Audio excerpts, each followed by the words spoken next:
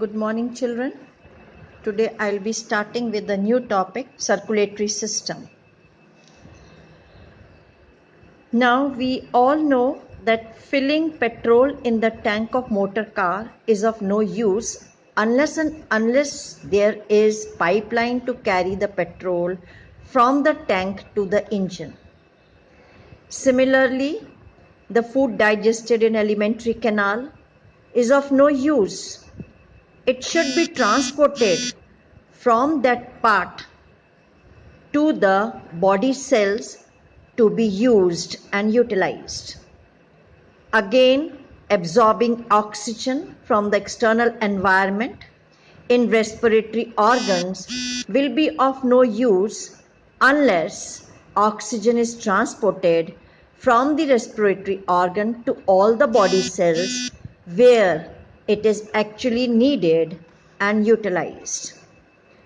That is why all the higher multicellular animals, where you will find there's complete division of labor, that is the work of the body, the metabolic functions of the body are being divided in different parts of the body.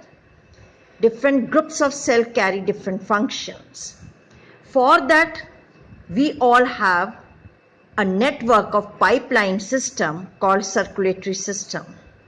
This system helps in transporting materials between various parts of the body, making them available from one part to the other.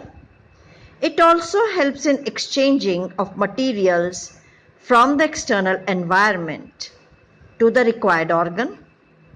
And thirdly, you will find this system also help in removing elimination of all the metabolic wastes that are being formed in the body during the working or functioning of the body. We all humans have blood, which is an amazing fluid circulating in our bodies. This forms the distributing system. Our blood forms a distributing system, that is to supply substances, and also act as collecting system to pick up the substance to and from the various parts of the body, including the furthest, simplest cell of the body, that is remotest cell. So all the parts of the body that help in the transportation of various materials in the body and collectively constitute the circulatory system. In animals, this system has got three major parts. A fluid, which is a transport medium, the blood and lymph forms a fluid in the body. These act as transport medium. Then controlling center, the heart.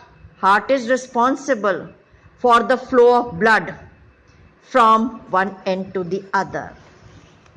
Then the third part is the path through which this transport medium will circulate.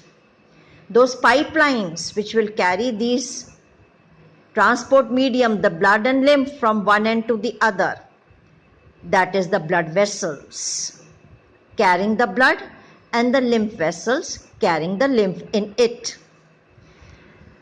Now fluids in our body, in all or in total 40 liters of fluid is present in the body of a fully grown adult human being. Nearly 25 liters is called intracellular fluid, that is the fluid which is present within the cells, and remaining 15 liters is called extracellular fluid, that is extracellular means the fluid which is present outside the cell in between the spaces of the body organs. Extracellular fluid that forms the transport medium is of three types: the blood, the tissue fluid, and the lymph. The blood is red colored fluid which keeps on circulating through the heart, that is from the heart through the blood vessels to the various body cells, and from the body cells back to the heart. So they flow in blood vessels called arteries, veins and capillaries.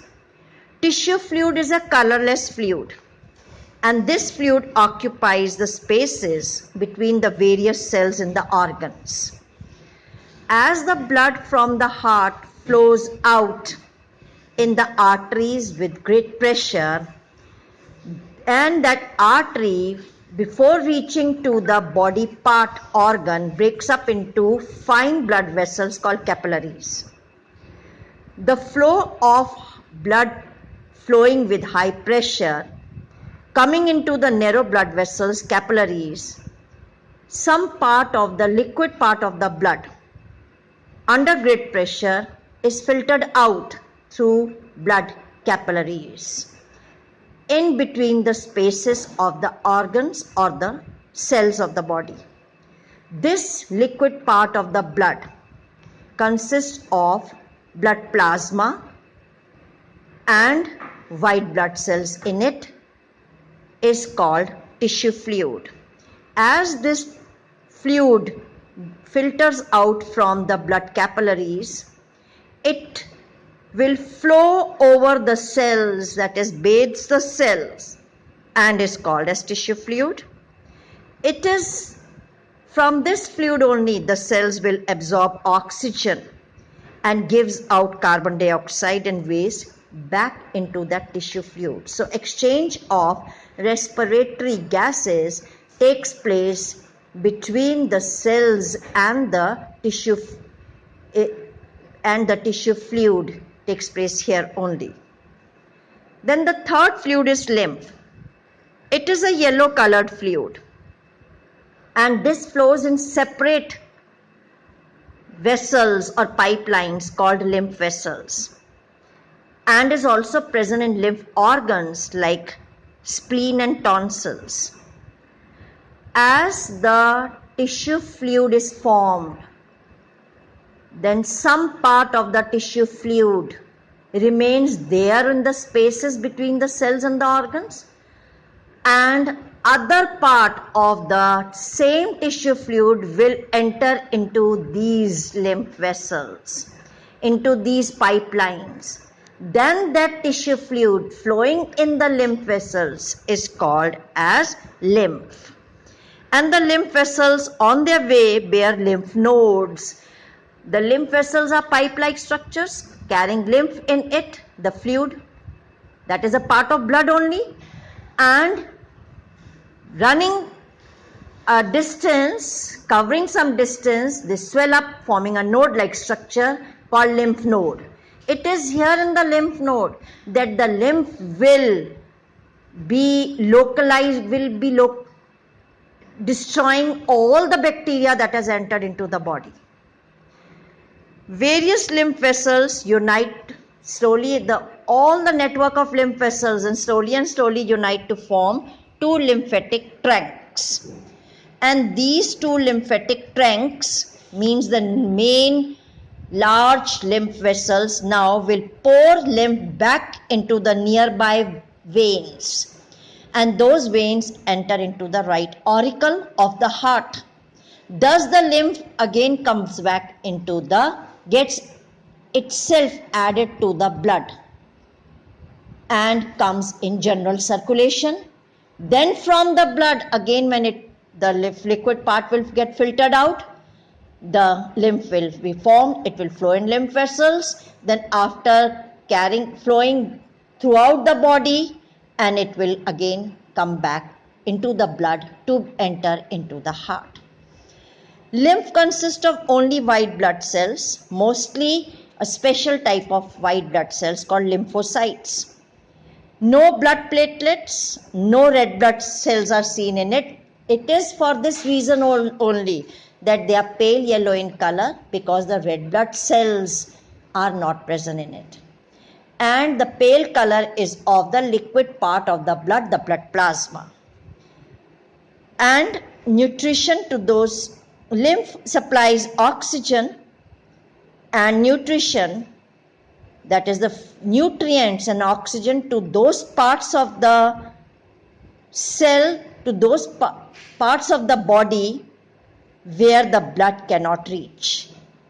So two main types of blood cells, lymphocytes and monocytes of the lymph function is to protect our body by destroying bacteria if they happen to enter into the body tissues, that is body cells. So the main function of lymph is to protect our body against infection, because it is mainly composed of blood plasma and white blood cells only. And white blood cells are the soldiers of our body. They protect our body against the infection caused by any harmful microorganisms like bacteria. Now I will show you the diagrammatic representation of the blood, the lymph circulation. Now see, from the lungs, the oxygenated blood will come through a main vein to the heart. Then the heart will pump the oxygenated blood in the main artery and will supply the oxygenated blood to the different parts of the body, and this main artery will break up into the finer branches of blood vessels called capillaries. These are blood capillaries. The arteries break up into blood capillaries. The blood in the arteries flows with pressure as it comes into the capillaries. Due to narrow vessels and high pressure, some part of the blood, mainly the liquid part with white blood cells, gets filtered out of the blood capillaries, and thus some part, this is called tissue fluid, this filtered part of the blood. This tissue fluid will remain there only in between the spaces of the body organs or in between the spaces of the body cells. Some part of the tissue fluid will enter into another set of fine vessels called lymph capillaries, which join together to form lymph vessel, and this tissue fluid, when enter into these special vessels, are now called lymph. So lymph will travel in lymph vessels, and you will find these lymph vessels at a distance swells up to form lymph nodes, and ultimately the lymph pours all its constituent back into the main vein and gets itself added to the blood and enter into the heart again. So this is how the three fluids are interconvertible and interconnected. Now what blood will come, we will study each and all these three types of fluids, body fluids, in detail. Now the blood, as you all know, is bright red in color. It is bright red color when oxygenated, that is rich, more percentage of oxygen is present in blood, and dark red in color if the blood is deoxygenated, that is oxygen percentage is less compared to carbon dioxide is more. It forms about 8 to 10% of the body weight of the vertebrate. It is slightly saltish in taste because its pH value is 7.4. It is heavier than water and is sticky fluid. It always keeps on circulating throughout the body, from heart to all the parts of the body, from all the parts of the body back to heart. So it is always in the state of movement. The blood is never stationary. Throughout our life, it keeps on circulating in special closed pipelines like structures called blood vessels. It flows in those pipelines. It flows in those blood vessels, arteries, veins, and capillaries. And that is why we all have a closed vascular system. The heart pumps blood into arteries, which carries oxygenated blood, and that carry it. The arteries will carry the oxygenated blood from the heart to the various parts of the body organs. Then here in the organs, exchange of various substances takes place. the food substances are exchanged, respiratory gases are exchanged, and then from the organs, the blood is returned back to the heart through another set of blood vessels called veins. So from the heart it comes through arteries. Arteries break up into capillaries, and through the capillaries exchange of materials takes place. Then the capillaries rejoin to form veins and take back the deoxygenated blood to the heart back. Blood is required by every body, organ and system because of it's carrying many important functions. The digestive system, the function of digestive system is to digest and absorb the useful nutrients that should be transported from there to every body cell. Once the food is digested, if it remains there, is of no use to the body. So it is transported to every body cell. So who is going to carry it? That is the blood.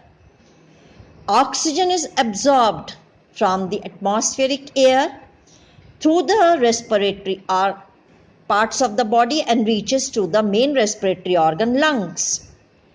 Then from the lungs, it has to be carried to all the parts of the body to reach to each and every body cell. And it is the blood only which is going to carry the oxygen and will provide it to the body cells. On the other hand, once the oxygen reaches the body cells, from the body cells the carbon dioxide is being collected from the entire body and is given to the blood. Then the veins will bring that deoxygenated blood and will bring it back to the heart. And from the heart is carried to the lungs for giving it out. Excretory products are also transported by blood. The nitrogenous wastes form in the body, all the harmful substances like urea, uric acid, they are being transported to the main excretory organ, kidneys, by the blood only. The blood will carry it to the kidneys for filtration and urine formation. The hormones, the chemical substances which regulates our body functions, they are secreted by special glands in our body called endocrine glands directly into the blood, and they come in the blood circulation and are given to the target organs, to those organs where that hormone is required. The blood also helps in maintaining our body temperature by keeping the temperature of the body uniform and distribution of heat in the body evenly. So the blood carries so many functions. It helps in transporting the food digested in the alimentary canal to the different body cells, oxygen from lungs to the body cells, carbon dioxide from the body cells to the heart and then to the lungs. Then excretory products from the body parts to the kidneys, hormones directly to the blood to be given to the required body parts, and also help in uniform distribution of heat, keeping the body temperature constant. Now, I have told you in human beings the blood flows in closed vessels. So we have open vascular system. But there are certain groups of animals like insects. The blood from the heart will flow to the body tissue spaces without moving in the blood vessels. From the heart, it is directly being poured into the spaces between the different body cells. This type of vascular system is called as open vascular system, and we will find this in the example called insects. So in certain animals such as insects, the blood mostly flows from the heart to body tissue spaces without vessels, that is, it flows through open vascular, thus called, or vascular spaces, thus called open blood circulatory system. A fully grown up man has 5 to 6 liters of blood with the weight of the body, and a fully grown up woman has 4 to 5 liters of blood in their bodies. The blood, the lymph and tissue fluid are the circulating fluids. They keep on flowing from one end to the other. They are never stationary. But there are certain other fluids which are non-circulating. They don't move and are present at a particular fixed place. For example, synovial fluid filled in the cavities of skeletal joints. Aqueous and vitreous humor, these are the two fluids present in the eye. Endolymph and perilymph, they are present in the ear and they do not circulate. These are the examples of non-circulating fluid. And the science that deals with the study of blood is called hematology. With this, I have completed the introduction part and the introduction of blood. Tomorrow, I will take composition of blood. Thank you.